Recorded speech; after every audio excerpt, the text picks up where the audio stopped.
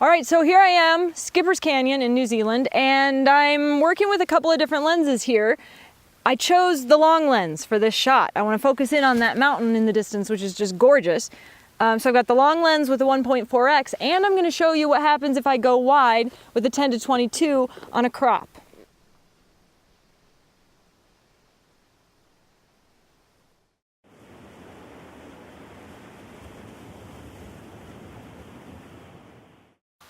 All right, so here I am at the top of a ridiculously high cliff. I kind of climbed up here. I want you all to be really careful when you're out and you know, make sure you're safe, make sure you travel with other people and don't do stupid things. I am being very careful up here. I'm also holding on to my tripod. I don't know if you see that. It's really easy for a gust of wind to come by and take it over. So I don't want that to happen. I don't want a gust of wind to take me over either, right? So, all right, I'm shooting with a 70 to 200 lens. I'm gonna turn it here so you can see it a little bit. I've got my 70 to 200 on here, and I've got a 1.4x multiplier. And I've got all that on a 5D, which is a Canon 5D, which is a full frame camera. So that's my setup. On the end here, you can see I got a special filter.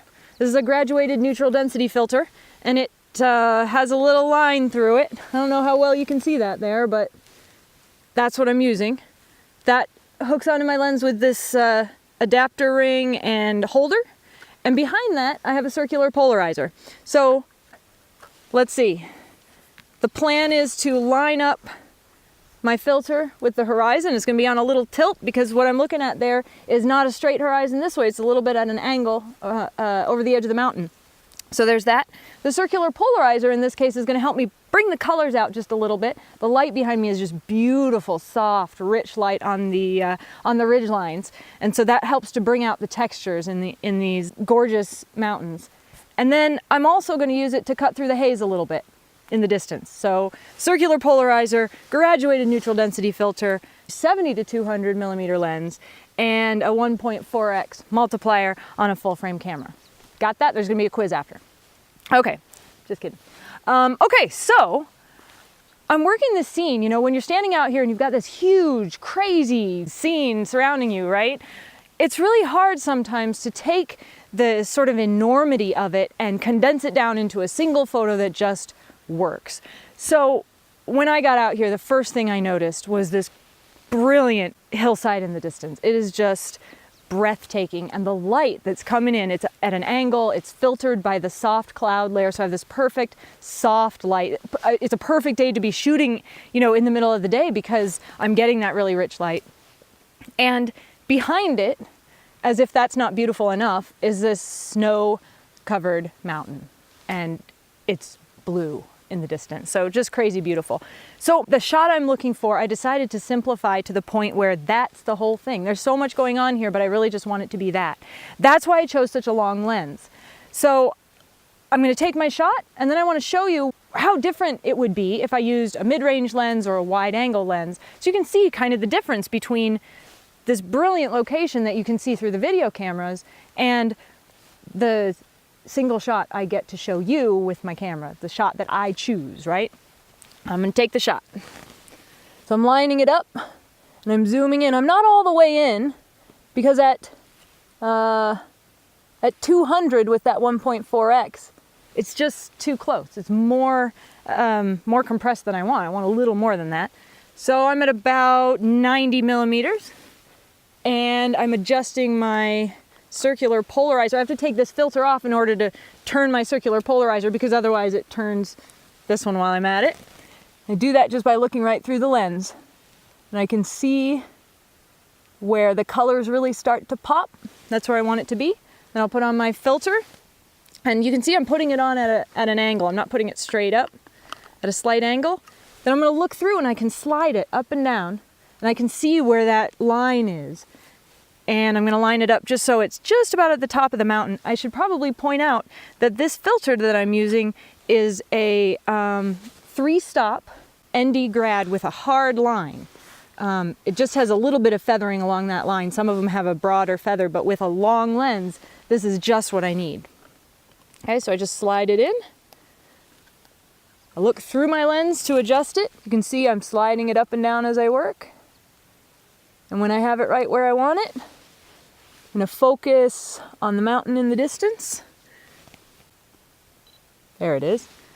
Keep in mind when you're working with filters that sometimes the filter combination can make it a little bit dark through the lens, and then your camera has a little bit of trouble focusing. So I had to slide my filter up and out of the way a little bit, then I could focus, and now I'll put it back. Okay, so I'm switching to manual focus, so that's not a problem. Setting up my shot again now that I have my focus set. Man, there's just a little bit of detail in those distant clouds. It is gorgeous. Adjust that filter so it's right where I want it. And take a test shot. Once I've taken the test shot, I'm going to check my histogram and make sure that it works for me. And I'm really happy with it. I've got 1/25 of a second at f8, ISO 100, and I'm checking my histogram. The whole histogram is neatly contained within its little histogram box. Amen. So what happens if I use a wide angle lens for this? In this case, on my camera right now, I have a 10-22 lens. It's a crop factor camera. So the conversion there, if I'm wide open at 10, it means I'm using a 16mm lens. And I've still got my filters on there. Everything's all set up. But the problem is, if I'm shooting wide like this, there's so many distractions coming into the shot. I've got the car that I can see way down there where we parked it at the bottom of this ridge. It was quite a climb, by the way.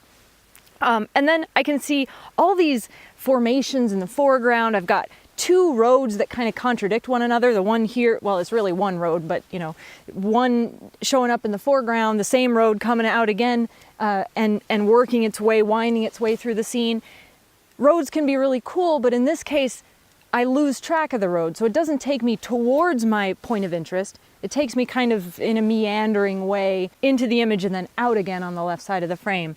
So it doesn't really work. I've got the valley in there. It's kind of taken away. It's saying, hey, pay attention to me.